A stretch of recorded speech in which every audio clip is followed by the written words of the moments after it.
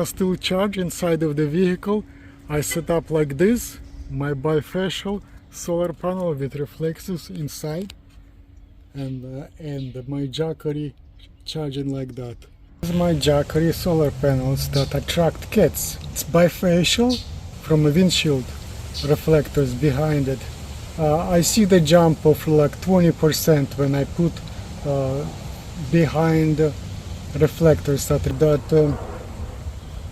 I covered with reflectors. This setup, here is a sidewalk that I left for the people to walk in a park, and here is my van. Reflectors behind bifacial solar panels, so I used two of them for each panel and one additional one for the Jackory 1000. It took the whole day to charge to 100%. I covered my AC with that, so this way I don't have to drill any holes in the van.